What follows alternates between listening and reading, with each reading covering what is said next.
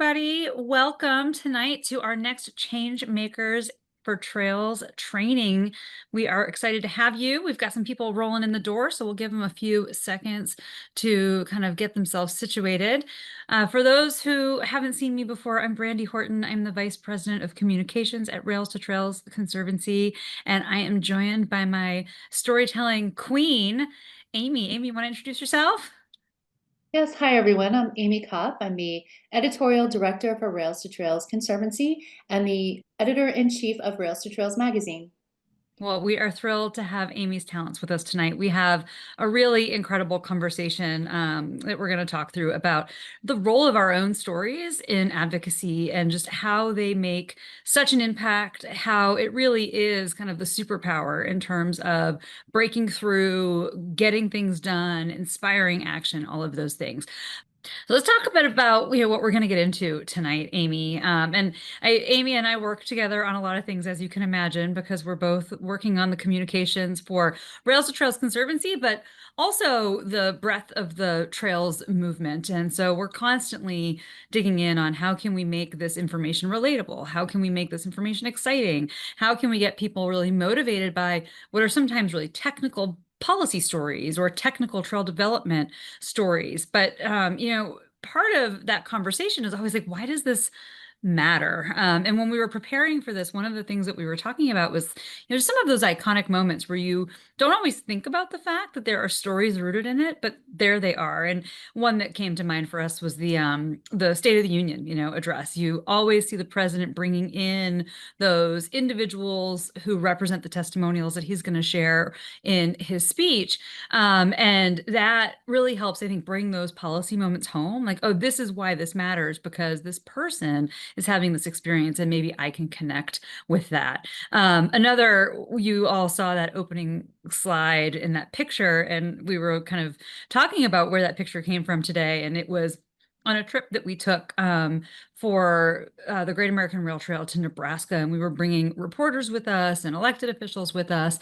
And again, kind of with that notion of bringing the story to life. You have to touch something, you have to feel something in order to really understand its impact and then be able to like retell that to other people and get them excited. And there's some backstory about maybe crossing that river with our bikes instead of going back on the detour route. But those are the things that make a moment memorable, those shared experiences. Amy, what comes to mind for you when we think about why stories matter so much?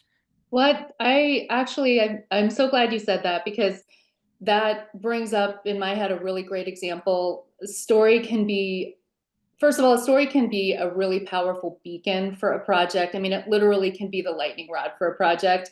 And they don't always have to be complicated. They can be fun. Or they can just be getting at these basic human emotions, remembrance, reclamation, empowerment, overcoming, all of those things, I think, can just become this beacon for a project. But I'm really glad you brought that up because it made me think of the C&O Canal Trail and Supreme Court Justice William O. Douglas. His story is actually famous. He created the story. He created the origin story of this trail in a lot of ways. Washington Post had written this endorsement.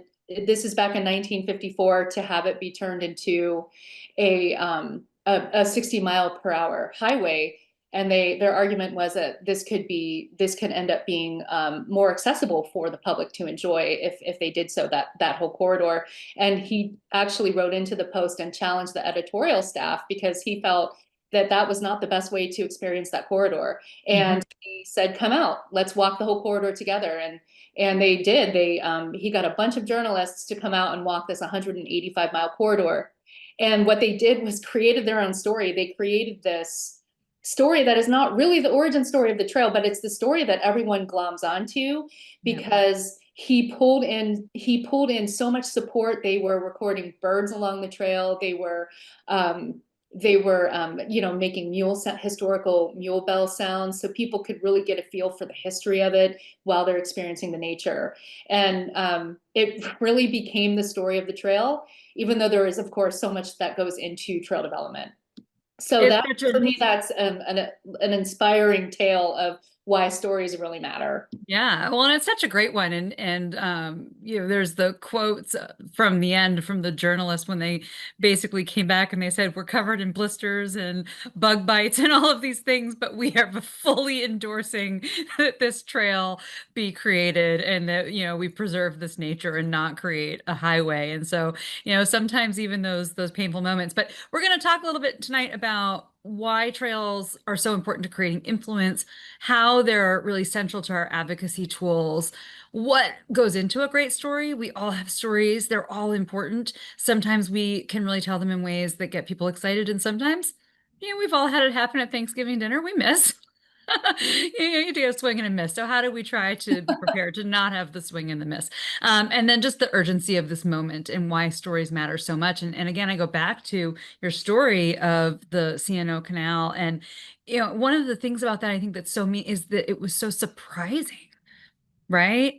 Surprising that a Supreme Court justice is going to take his time to do this. Surprising that all these people did it with him, right? I think that shock and awe factor too is a big part of how we break through, how we get people's attention. Yeah, I agree. They do talk about how his influence was it was obviously something that really helped make all that happen back in the day. There there are other inspiring stories of people though who might not have had that influence though, who just have a raw, powerful tale. Um, and that can be just as important and just as powerful and take you just as far. And I want to give a huge shout out to our friend Ian Mackay. He he is having some very serious health issues right now, but he has been a huge advocate for trails after he became a quadriplegic in a bike accident. And he talks about how for years he experienced just serious depression and didn't know what to do. He said it was a very dark place. And then trails and the trail right outside his house, the Olympic Discovery Trail, really helped pull him back. And he has since been such an advocate telling his story. So I think that at all different levels, storytelling is very important. There's the really prominent person who can really get attention right away, or there's someone who just has such a powerful, authentic, incredible story that carries through and that people identify with and connect with. And I think that the biggest takeaway I hope everyone watching will have this evening is that we all have those stories in us. And so let's move ahead here to, creating influence. What does it take to do that with our stories? And Amy, I'm gonna let you carry this part. Yeah, I think creating influence, it's really all about what Brandy and I like to say, changing hearts and minds. I know we didn't coin that phrase, but I do think that's what storytelling is all about in the advocacy world. It can really be a powerful driver for the real and unique impact of a trail or trail network project, to generate supporter bases and expand them and engage champions. Of course, that's what we want to do, but if you really look at what storytelling is, it's helping people relate to a project at the most basic personal levels where they can draw a connection to it. And you want to get this deep emotive connection. A person's community, a person's or a community's or a region's narrative are unique. They are unique to them and they help set them apart. And in some ways, you can really harness that to inspire people to support you. And it's really about putting a human voice and human experience on the infrastructure and the plans and the stats. And I actually really, really like the point that storytelling is incredibly important because you can help inspire people to a project or to support something to a program that hasn't been completed yet. So they can't really be there on the ground, but the story can actually help them connect with it and help create this relationship that they have to it, even if they're not there. So I think that that's incredibly important. And it allows us to create ambassadorship as well. So I think the human voice is critical. Sometimes I think people are afraid to get personal, and being in storytelling for a really long time, for decades, I have seen that. But when you draw these stories out, they're incredible. And throughout history, we've seen that sharing the personal So like from a person or a collective community's viewpoint, it can be really powerful, but specifically when it's blended with a purpose. And I think it's personal plus purpose that's the key. So here Mm. I'm going to talk about Rushan Long really, really quick. She is a co-founder of the Greenway Heritage Conservancy, and she has been really leading this project, the Joe Louis Greenway in Detroit. And Rushan in this video, so we're going to play, I think, just a minute of it right now, but Rushan in the video is like the linchpin for this project, and it's her personal that carries everything throughout the rest of the video, which talks about the infrastructure. It talks about different parts of the routes and how they're going to impact the community, but she really is an anchor for everything and draws it home in a way that is really impactful and inspiring, and draws this immediate connection for the project, that's not only heard, but you feel it. You start feeling it You right feel away. it. Yeah, you And feel it. she really talks about, hey, we residents, we want this project. It's going to be impactful. We're leading the development of this project. So let's go ahead and play that video. Here. In my experience of living in the city for the last 69 years, I saw this city was great. It was a wonderful place to grow up. They call Detroit the Paris of the West. And a lot of these communities now feel like they're forgotten neighborhoods. A lot of people don't know that history. They don't know why people stick and stay. We have a reputation in Detroit that we never give up.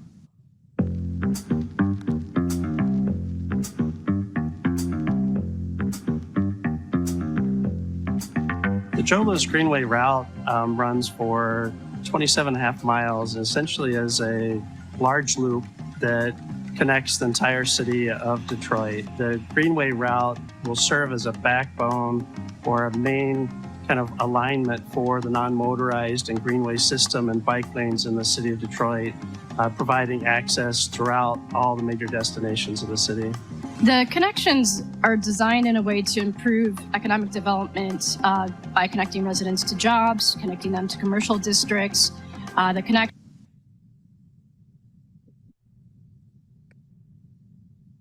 So thank you. Thanks, Eduardo. So just to tie it all together, her voice and her experience that she tells, and I encourage everyone to check that video out online, but she kind of invokes this importance for the project in less than 30 seconds through her own personal tale and experience. Yeah, she really does. She brings it to life in just such an incredible way. And I don't know if we have the link to drop in the chat. Up there it is. Thank you, Isabel. But that's we encourage everyone to watch the whole thing. It's really a wonderful story, and you can see how she's such an anchor to it, and something for all of us to think about as we consider how our stories are part of this narrative about why trail networks are so essential. Yeah, absolutely. But of course, your impact grows with distribution. Really, when it comes down to it, you want to make sure that your story reaches people. So, who wants to hear it and how do we share it? Your fans and friends. I think social media is really a great go-to for these stories. And one powerful thing that I have seen with social media, in addition to, you're crafting one story on video, you're crafting stories online and you're sharing them, you can also start creating a repository of stories that are shared on social media. I think when you have a collective group of voices that are all talking about different experiences that can really be pushed out and shared, and they can be replicated across different platforms, that's really powerful. And that's also, I think, a really accessible way for people to start building their supporter bases. And Brandy, I think that you'll agree with me.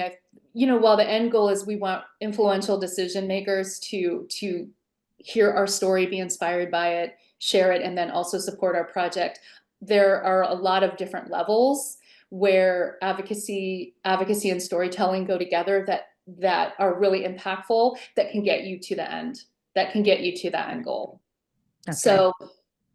for example, and this is an important part, press coverage, it's really often a strategy for raising attention to a project because you want to reach decision makers. So engaging reporters who need your stories to personalize issues that are happening in the community is a really great strategy. And in some ways too, you can actually use your stories as an anchor for that press outreach. I know Rails to Trails Conservancy, we have a lot of different strategies. So we have covered things and we have elevated voices, and those voices have been further elevated by reporters who come in and say, hey, we want to tell that story to our national audience. And so that can just be, I think, a really great strategy where you can actually take this abundance of stories and then you can tell a national story that way through the eyes of the press.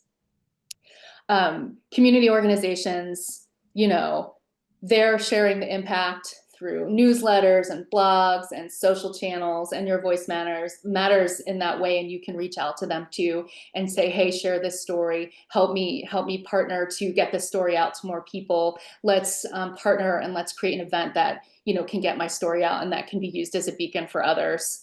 And of course, your story can be an anchor for elected officials.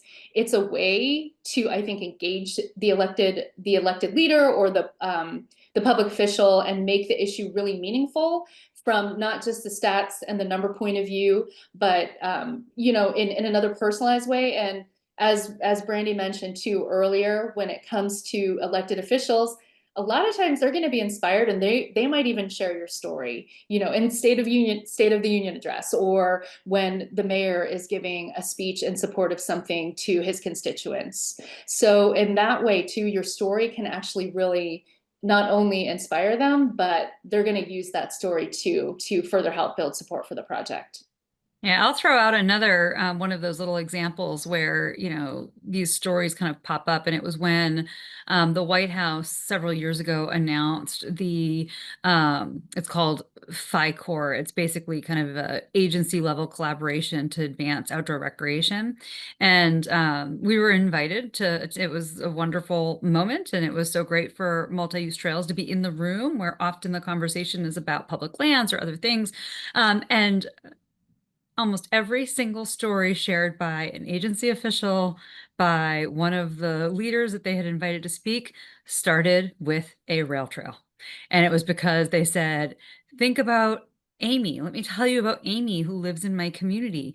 Amy has kids that go to school, and she was walking those kids to school, and it wasn't safe. And then they built this trail, and now it's where she walks her kids to school. It's where they get exercise. I was sitting in the audience like, look at these rail trail stories shaping this conversation about outdoor recreation because it's accessible, because it's something that so many of us have experienced. I've never scaled a mountain or rock climbed. Like, I don't think I will. I'm a little afraid of heights. So that's not accessible to me, right? But these moments, and I think when we share our stories in the ways that you've outlined, it helps people connect with, and I'm going to go back to that, what we call kind of a single overriding communications objective. That main point for all of us is that trail networks are essential. We have to get people to understand how integral this infrastructure is to our lives and to our communities. And these stories, that's what brings it to life for people, right? But if a story happens in the forest and no one hears it, did it happen? I don't know. That's right. That's right. There's a recipe of, coming up with a story that resonates for you and making it resonate for other people, and then getting that nugget in there where a reporter says, this is really cool, and let's see how we can elevate this to a broader audience. And then a community organization says, hey, let's see how we can partner with you. And then the elected official reads it and is at the event and is inspired, and then everything blows up. So yeah. Well, let's talk about that blow up. Let's move to the advocacy conversation here real quick. And just talk about how stories are that, I like that blow up moment, right? They're the moment where all of a sudden people lift their head up. People say, oh, okay, this matters to me. Next slide, please, Eduardo. So for those of you who have joined us previously, we talk about this a lot. It's really important. We want to reinforce what advocacy is in this context. So stories really matter. being an active advocate really matters too, because that's how those stories are getting out there. That's how the urgency of this moment and the urgency of trails as essential infrastructure, that's how that's getting out there. But advocacy is something that people define really in lots of different ways in their own mind. Sometimes it's one of those things that feels really big and really scary over here, and I have to work my way up to it. Sometimes it feels like that's somebody's job, right? Technically, we're advocates. That's what we do for a living. And I think that there's some of those folks on the line here tonight too, where advocacy is kind of central to what you do in your day to day. But we are all advocating all of the time, whether we're fully intentional about it or not. And that means in our everyday, in our day to day, when we decide to put something on social media, when we lift up a story and talk about, your experience on trails, why they matter, whether that's with a friend or a colleague or with somebody who carries a different level of influence in the community, that's advocacy because you are sharing your opinion that this thing is important. And somebody's going to hear that, and either they're going to do something about that information or they aren't, right? And so that is something that's happening all around us all the time, every day. Community advocacy is when we're showing up at events. Rails to Trails Conservancy has Celebrate Trails Day, or maybe your trail has a cleanup or there's a fun run. And you're showing up at that. You're showing your support for the infrastructure, for the activity that's happening in that space that day. And your presence sends a very clear message. This is important to the community, the people who live here, people who visit this place, they care about this thing. And that is noticed. It is very important to have that visual representation. It also means sometimes we're organizing people, right? Maybe there isn't an event happening and we need to be the ones to say, let's go out there. Let's show off, why this is such an important thing in our community. That could be meetings, that could be events, that could be petitions, that could be all sorts of things. But we're taking that initiative to bring the people together around the issue that matters. And then there's something we call direct advocacy. That's when you're going into, I think, what a lot of people package advocacy as in their mind. You're going into that meeting with your mayor, with your county executive, with your state legislature, maybe with your congressperson to actually have the conversation and say, okay, do you know about this corridor? Do you know about the opportunity to turn it into a trail? How are we going to make that happen? Next slide, please. And what I'll say is, in all aspects of that advocacy, there's a million ways to approach it. There's no right or wrong way to approach it. I would argue simply doing it is the best way to approach it. We've got to make sure that we are vocalizing our support, that we are physically with our bodies showing our support for trails in all the ways that we can and bringing intention to that. But stories, take it up a notch. Getting comfortable putting your story into the middle of that conversation takes it up a notch. It really is the superpower. And there's a few reasons for that. Amy and I, so far, we've kind of sprinkled in these little anecdotes from our own experiences throughout. And our hope is that folks will kind of walk away tonight with this understanding of not only the ways to craft a great story, which is what Amy's going to walk us through next, but also just kind of why it matters, not in that your story is critical, but in that all the things that your story has the power to do. First on that list is shaping perception. When you share a story, if Amy had shared the story about the C&O Canal Walk and started with a shared experience I'm having about how some of the folks left that trail experience with poison ivy, you might be a little less inspired and a little less motivated. But she really centered it on the galvanizing, the incredible community moment and national community moment and togetherness that happened there. You're giving people perception of this space. You're saying this is the way to think about it. And you're using your own personal experience to do that. And we have data. We have facts and stats. We have policy prescriptions. We have all of those things to give people a direction of what we want them to think is important. But when you tell them those things absent a story, it tends to almost be noise. It tends to be, they get a lot of that from a lot of people on a lot of issues. And the stats and the facts, they all make a difference in their final decision.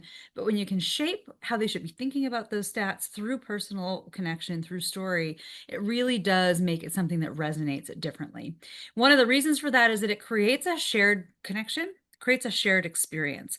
When you tell people kind of about your time on the trail, it might involve things like, I have kids, or I was recovering from a surgery, or I'm trying to run my first marathon, or I run a lot of marathons and I'm trying to do, a triathlon. Suddenly there are things that you're revealing about yourself that are personal, that other individual likely has a connection to or knows somebody who has a connection to.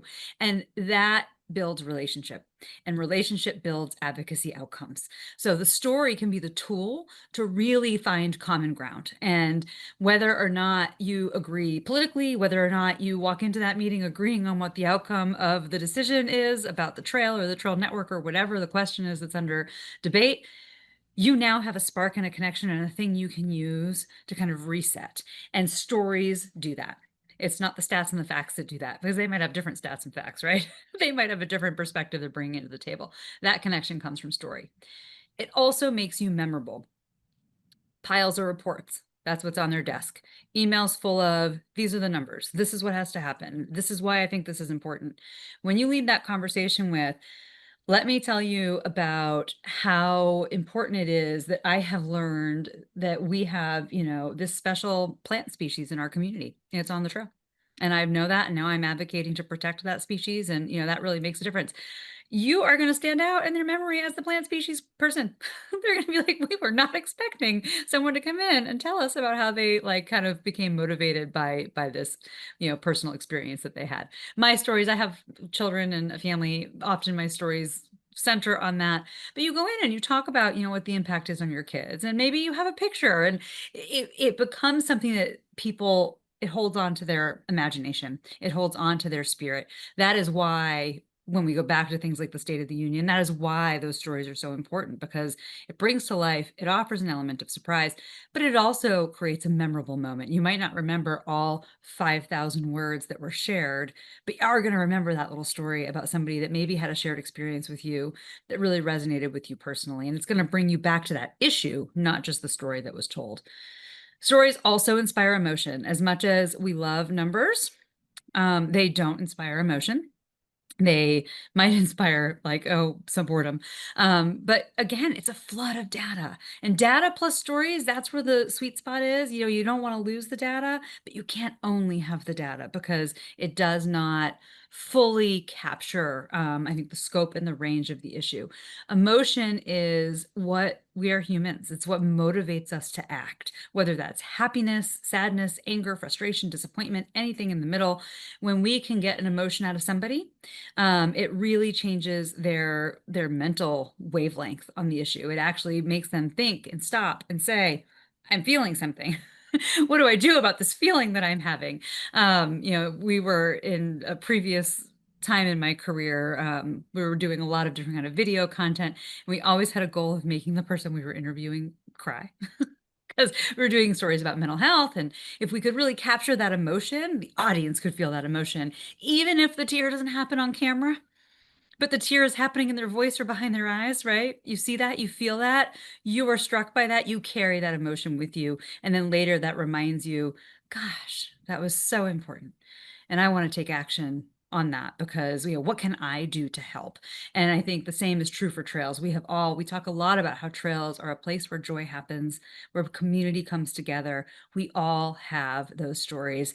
I often talk about my commute. I have a trail by my house that I use to get to work, and I can set my own timeliness by, there's a lady, and I think she's a caregiver. She must come in the morning, packs the baby up in a baby carriage and pushes her. And if I'm in a certain spot and I see her and don't, and when you tell that story, you can feel it. You're like, oh, like I know that. But these are neighbors that I wouldn't otherwise know. I wouldn't know this baby. I wouldn't know this caregiver. And I wave to them every morning, and they're like my pals. And it gives you a little warm and a fuzzy, right? It gives you a connection to that space. And then one that you could imagine having yourself. And then you could imagine, what would it feel like if that trail wasn't there and you didn't have those human connections, right? So thinking about the ways that stories have an impact, in advocacy can help you shape your story down the line. Next slide, please. Amy, I think we're going to turn it over to you now to find out how do we make these stories that matter? How do we make them great? I'm working on it. Yeah, I'm still working on that. 20 years later. Aren't we all? Brandy, to tag onto what you said, I thought that was great, talking about emotion. I wanted to talk about a man named Robert Ordway. He is an Indiana bicycling advocate, works for the governor's office, but he also advocates for bicycling and cares very much about it. And I've covered a lot of advocates and a lot of very important and impactful projects that people are working on or wanting to make things better for walkers or bikers, or wanting to connect their states or their communities to make things safer. But really, what I think is great about Robert's story is that he talks a lot, when he talks about advocacy, about his dad. His dad died of ALS after a 5-year battle, but his dad was so influential on his life before his death. And his dad was the one who taught him how to ride a bike. And his dad was one who taught him perseverance. And in memory of his dad, he set up a ride to raise money for ALS. It was I want to say it was an 800-mile ride, 850-mile bike ride. And to me, what I remember, and because all of these things are so important, and connecting safe bike infrastructure is important, but what I always remember about Robert is that story of his father. And to me, that's what really inspires me. I lost my own dad many years ago, and it's also something that in very different ways, but I can relate to him, and it makes me relate to him. So thank you for sharing that. And moving on to, let's talk about transformational story topics. And really, I think it's kind of a no-brainer to say that different themes are going to resonate with different audiences. For example, economic development and tourism can really be powerful drivers for public officials, where community engagement, community empowerment, that might be something that's a little bit of more of a driver for an organization or city planners or nonprofits, nonprofit partners. So you really kind of want to tailor your story, I think, depending on who the audience is. But there are a lot of different impact areas that can be really impactful.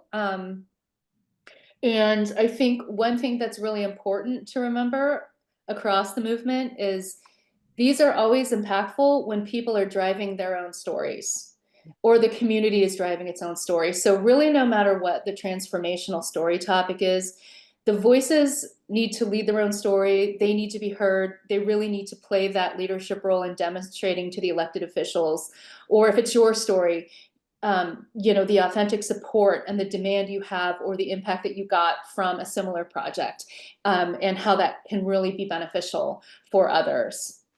And so just talking about some of these themes, and at Rails to Trails magazine, we've covered a lot of these themes in many different ways. And I've been incredibly inspired by so many of the people that I've had the privilege and the pleasure to talk to just over the past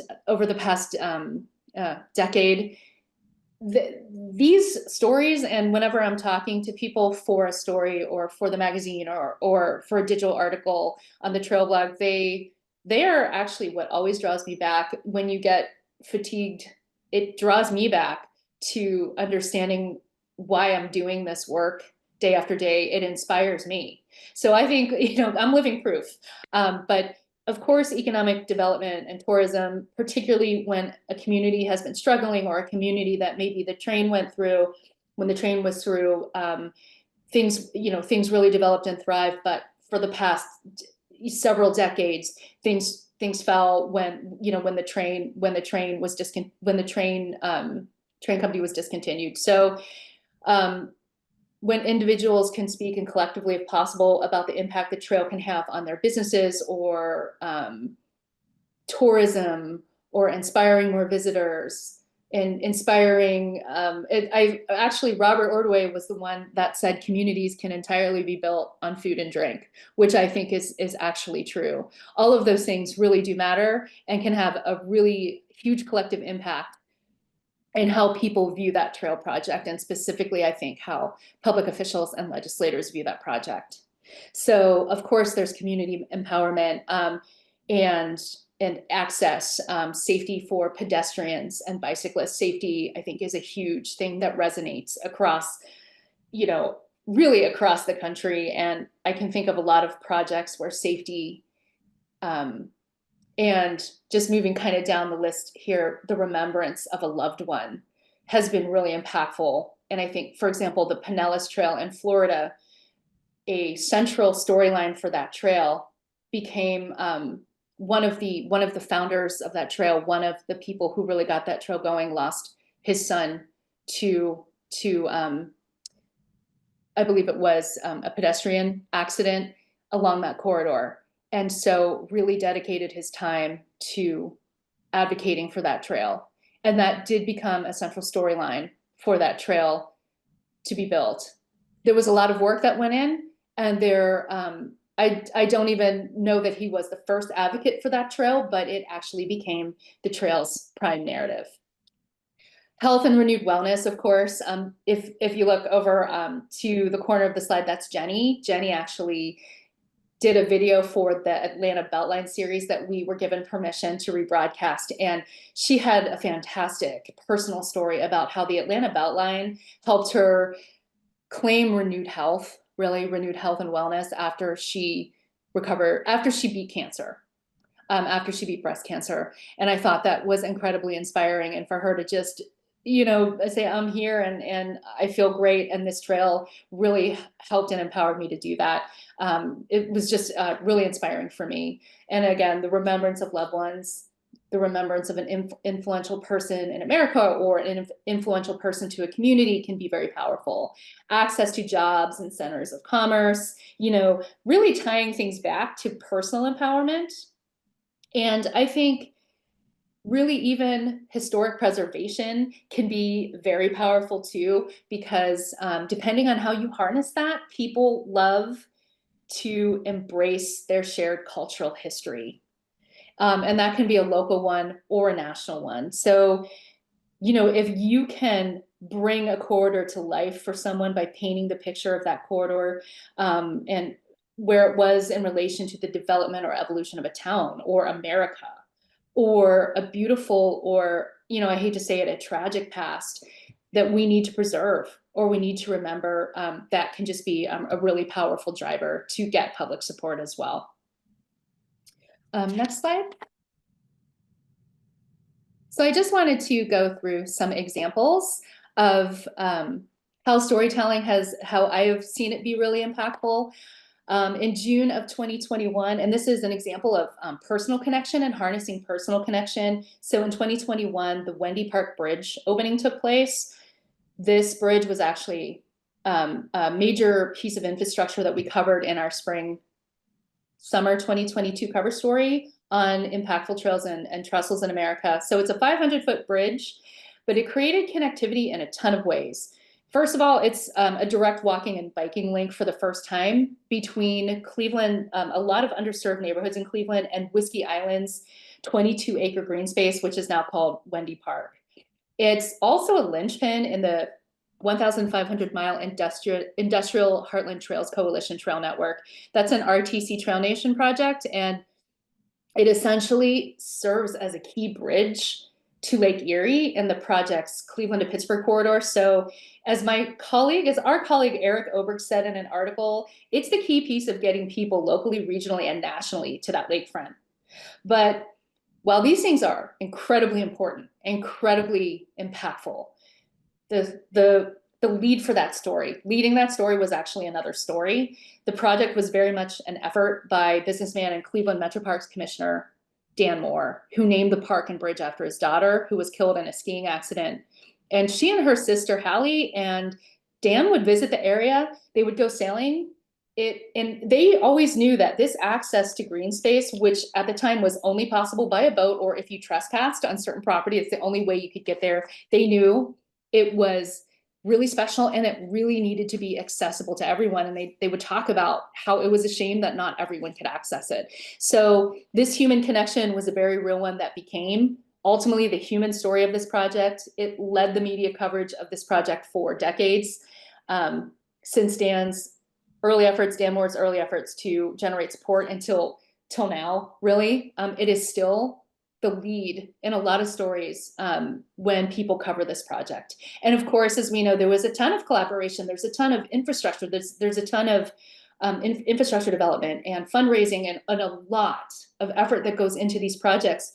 But Wendy's story is the one that actually leads the narrative of the project, even today. Next slide. Howard's Friend Ride. I love this story. For about, I think, 13 years, Howard's Friend Ride was an official ride that took place on the Paramount Rail Trail. Howard Schoner was a Midland County Commissioner, and he and his wife were very supportive of the trail during its development. The trail's at this point over 30 years old in Michigan, and he loved to bike. He biked thousands of miles a year, and for his 80th birthday, he told his daughter Shelley that he wanted to ride 80 miles on the Paramount Rail Trail. So 80 miles on his 80th birthday, and he and Shelley made plans to do that. She was kind of the kid. He had multiple children. She was kind of the kid that could keep up with them, I think, on these rides. So she's like, we're gonna do it. And she would go out and she would do these long distance trips with him. The other siblings would drop off, but she would be the one that, that lasted and sustained, and every year came through. And they scheduled the ride, and they rescheduled the ride after he was diagnosed with cancer. And unfortunately, he died. And she shared this story with Rails to Trails Conservancy. He died before they could do the ride. So what she did was she got on social media, and she also harnessed friends and family members and said, let's just do the ride anyway. I think it was on the date that they originally said, just in honor of him. But then the story started to spread, and people started reaching out to her and said, how do I become Howard's friend too? Because they also wanted to ride with Howard, ride in memory of Howard and be supportive of it. And this morphed and evolved into the Howard's Friend Ride that really made a lot of money for many, many years for the trail. It was a fundraising ride. It also helped draw attention to the need to fill a gap between the Paramarquette Rail Trail and the Paramarquette State Trail, which is a 2-mile on-road gap that's really difficult to navigate by bike. So it did kind of help draw attention to that as well, and the importance of filling that gap. So this was, to me, I think, a really great example of a personal connection someone have that can really explode and just really inspire lots and lots of people. Next slide. So I want to talk about macro econ and tourism, because I know that numbers sometimes can be dry, and I didn't mean to kill the numbers. We love numbers, but in context of impact and meaning. Yes, numbers are very important. They're very important, but I think it's sometimes how the numbers can be communicated that can resonate with people. Our partner in Arkansas, Grady Spann, he's the executive director of the Northwest Arkansas Land Trust, and he recently wrote an article for us on the power of trails and biking in the state of Arkansas, the power of those things on the economy. What resonated for me, so it can be, it can be tricky to really pull in some connections for people when you're talking about macroeconomics, but what resonated for me was, first, he starts the story by just really talking about his own experience, his own inspiration, and why he cares about trails and why these things matter. He does talk then about the impact that biking trails and rail trails in development, and ones that have already been developed, have had on the state. Then he provides us some diverse examples. People love examples, and there is going to be an example that you throw that example out and it will resonate with people. They will be like, I know that trail. I was on 5 miles of that trail. I love that trail. Oh, I've been on that trail. So it's really important to populate with different examples. And also those examples actually just help support, the 159 million to the region's economy. Well, how people are going to ask how, what's the proof? And then these examples can provide the proof. And again, the personal connection that Grady had to the stuff he's talking about really legitimized it. And I do want to stress, probably the most important thing for this example is that Grady also harnessed his social networks and his professional networks to encourage the sharing of this story. So he's actually helping to get it in front of more people, and that's very important too, as we discussed earlier. And next slide. And in keeping with economic impact, then there is, I think, what's extremely important, the microeconomic or business development angle. And really, it's people's stories that bring the economic numbers to life. And that's really what storytelling is about, is bringing that impact to life. They are the story. It's not the big number that's the story. That big number just helps give a bang and really drawing attention, but it's a story of how the trail helped make it possible for people to redefine their region, to embrace a new local economic or regional economic era to the tune of, how many millions of dollars. And so these are just some great examples. Maggie, to the left, Maggie Cunningham, she's actually a member of the Alabama Trails Foundation and the owner of Piedmont Pizza, which really aligns with the trail. She aligns with, Pinoti Pizza. And she aligns with the Pinoti Trail and the Chief Ladiga Trail and is very supportive and really tries to draw in trail users as much as she can. And she talks to the media about how impactful the trail has been to her business. And she also talks to the media about how impactful her business is to the community. And so those things are really important, but she shares it from this point, I think, of personal empowerment and trail collaboration, which is really great. And hey, who doesn't love pizza? Then there's the Virginia Creeper Trail Bike Shop. I love Jerry Camper's story. He and his brother Gary started the Virginia Creeper Trail Bike Shop. Gosh, it must have been, I want to say it was 20 years ago now, at the Abingdon Trailhead. Their goal was to sell bikes and shuttle rides up to White Top Mountain. The trail was seeing about 20,000 out-of-town visitors a year. And they just saw this opportunity, so they kept some rentals on hand. I think about 10. Their business boomed and it grew to 200 bikes. And they said that they were still turning customers away because of the demand. And they're just this living, breathing, we are the story of economic success, along the Virginia Creeper Trail, that not only has the numbers and it has the proof, but it's really inspiring, and it shows the personal empowerment that they had to just go and take this idea and make it real. And then finally, I just wanted to talk about the 144-mile Rock Island Trail corridor in Missouri, which will connect to the Katy Trail and help form a 450-mile trail loop. So communities along this trail have embraced the project. And a huge narrative of a lot of these communities is economic impact. And through the eyes of the individual business owners, they're trying through the media and to a lot of influential people in Missouri and to legislators and to public leaders, they are trying to really make them understand how impactful the Katy Trail has been and how impactful that the Rock Island can also be on their communities. And so Kim from Kim's Cabins, she has actually led a lot of the economic narrative. She talks about how her business has thrived from the Katy Trail and all of the visitation it gets through the Katy Trail. And she talks about, hey, because she's kind of located right where the Rock Island and Katy Trail are connected. And she's like, I want more. I want, I want more visitation for my businesses. I want my businesses to grow. And clearly it already has through one trail. Let's get two in here. And let's just keep going. And what I think makes this really powerful is that there are, people who own businesses or have plans to own a business all along the Rock Island corridor that are also telling their stories. And suddenly it becomes not just a story of a community or a person, but it becomes a story of regional impact and potential regional impact. Next slide. And finally, how does one craft a story? There are so many ways, I think, to go about it.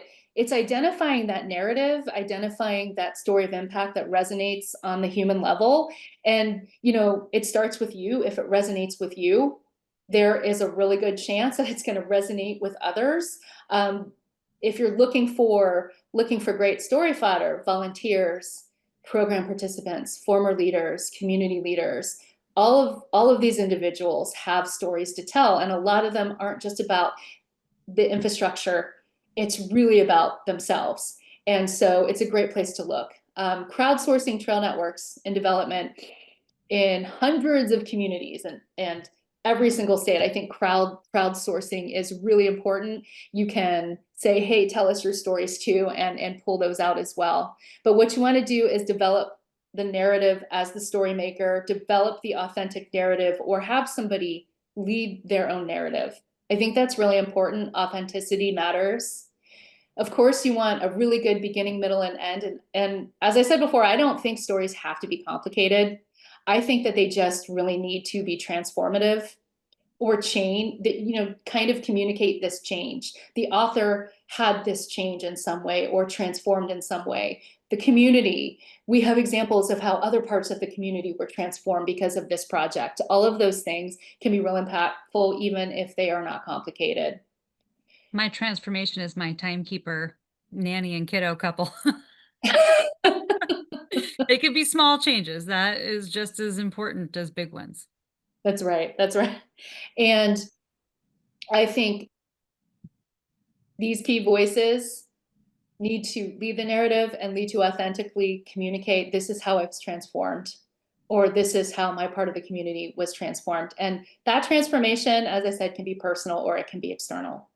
And of course, Brandy is actually going to talk more about how you can get these stories in front of key players, but there are just so many different ways to package and distribute these stories. And these are just a few examples here. But I think that the point is really that how it's shared does matter, and period, that sharing the story matters. It sure does. It sure does. And recognizing we're short on time, let's move into kind of what we're going to do with all this stuff in this moment. It is important to note that this is a critical moment. So let's go to the next slide, please. We are in a confluence, I would say, of challenge, and with challenge comes opportunity. And so advocacy matters all the time. There's never not a moment to talk about how trails are essential to our communities, to our lives. There's never not a moment to practice your storytelling, to lift up your storytelling, whether that's through simple social media posts where you're really showing off how trails are part of your day-to-day life, or through deeper narratives, whether that's an op-ed in your community paper or letters to the editor, or guest blogging somewhere. All of those things help all of the time. But we are in a moment right now where in the next 18 months or so, Congress will pass the next federal transportation bill. This bill is what makes possible the 42,000 miles of multi-use trails we have on the ground now. I was talking to someone the other day and they said, can you tell me about a trail that has received federal dollars? I was like, well, actually easier if you tell me the trail, and I can tell you if it didn't, because most of them have in one way or another, whether that's through planning and design, development, maintenance, all of those things in the middle. And this is every 5 years this comes up, and how the next 5 years, and sometimes generationally, what the outcome is really is a result of what those decisions are. So now is a time to seed our story. Now is a time to talk about why this matters so much. At the same time, we also have a lot of uncertainty in this moment at the federal, state, and local levels. Decisions that are being made at the federal level will have ripple effects down to the state and local levels in terms of how investments happen. We just today shared the news that in the reconciliation bill, trails, walking, and biking lost $750 million. There's a whole bunch of projects, we can say, nearing 100, that will not be able to move forward without those resources. They've been counting on those dollars, and now those dollars are gone. So it's just an example of the type of uncertainty that we're up against in a moment that is not like any other we've navigated, especially as we go into this really important legislation. So we need to be building the drumbeat. There is not any energy to waste here. We have a lot of need to lift our story, to lift that message that trails are essential. How do we bring to life, through our own experiences and the experiences of the community around us, what we know is true in terms of the essential impact that trails deliver? Next slide, please. So y'all have some homework, an action plan, if you will. Amy shared such incredible examples of stories that matter. And I think the through line in all of them was authenticity. Authenticity, I think you said it well, Amy, change. Something happened because of the trail. I know Maggie. I spent a lot of time with Maggie earlier this year in Alabama, and she's infectious with how she had a vision. She wanted to do this in the community. She knew that it was going to be successful, and she got the opportunity, and now it's coming to life, and it is inspiring. high school kiddos work there. It's creating opportunities for people to learn about the trail system, conversations, all their tables have maps. These are the kinds of stories that just spark something in you. I want to, go open my own trailside business after talking to her. She's honestly infectious. But we can't tell you what the right message is for you. That's something that you have to find. You have to know your story. But we would argue, write it down, speak it out loud, practice it so that when you have the chance to have that direct advocacy engagement, you've got it good. It's a script in your mind, and you can share that story that pulls at the heartstrings a little bit, creates common connection, gives people some energy. Think about how you can share your story. Social is the easiest place. There's no gatekeepers there. You just push it out there, see how people react. It's also a really great test scenario to see how people respond. Does it motivate people or does it fall flat? You can also share it in your local press. If you're not sure who the reporters are, all that information typically on the website, you can just search, how do I place an op-ed? How do I submit a letter to the editor? The websites will tell you, give you the instructions. You can, most of the time, in a article, if if Amy wrote it, her byline is linked. You can typically find other past articles, learn a little bit about her. You can get her email address and say, hey, I have a story to tell. Did you know about this trail? I want to tell you about what it means to me. Don't be shy about it. The worst that you can do is get a no, and maybe you'll get a yes, and you'll never get a yes if you don't ask and try. Think about how you might use your story. We've got a effort here to collect signatures from local elected officials in support of federal funding. Think about how your story might motivate someone to support that funding, right? Let me tell you about the trail in my community, and let me tell you where it ends. It ends at a really busy intersection, and it means that I cannot get to the place that I want to go. And if I was able to get to the place I wanted to go, then I would have less reliance on a car. I, might not contribute so much to the emissions we're trying to address or the congestion we're trying to address in our community. It's good for my body. It's good for my health. Think about that story as an intro to, can you support this so that we can close that gap, so that we can make that connection happen that's going to make my life and my neighbors' lives better. And then think about how your story might be the center point of a conversation with your mayor, with your state legislator, or with a federal representative. One of the things RTC is doing right now is trying to pair people in meetings for conversations with their congressional representatives. We are about to move into August recess. It's a wonderful time when they're at home to do that, but they're home a lot. So there's lots of opportunities for these meetings. I believe a link is going to show up in the chat here momentarily to encourage you to sign up for that. But that is a great opportunity to put that well-practiced message and that well-practiced story to work. Next slide, please.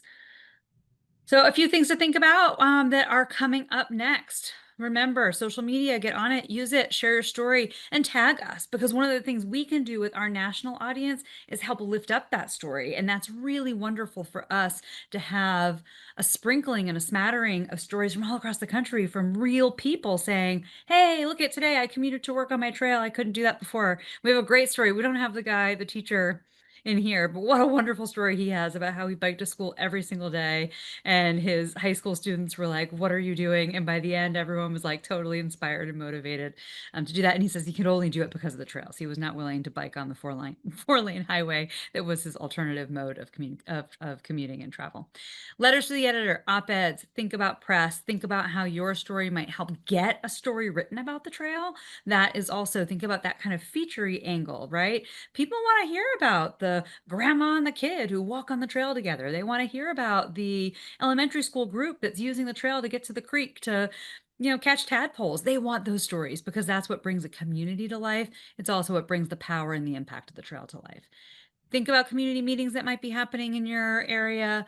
Think about opportunities in this trail season to organize events, cleanups, walks, runs, any of those kinds of things. And think about meeting with elected officials. We will have more trainings where we'll dig into some policy issues. We'll dig into some advocacy issues, both in September and in November. And we'll have some rapid response calls to action, we are sure, in the middle. So please stay tuned for that. Sign up to be a part of these conversations. And with that, we're at 8 o'clock. So I'm going to say it was a pleasure being with y'all. And Amy, it was a pleasure doing this with you. So we will see you all later.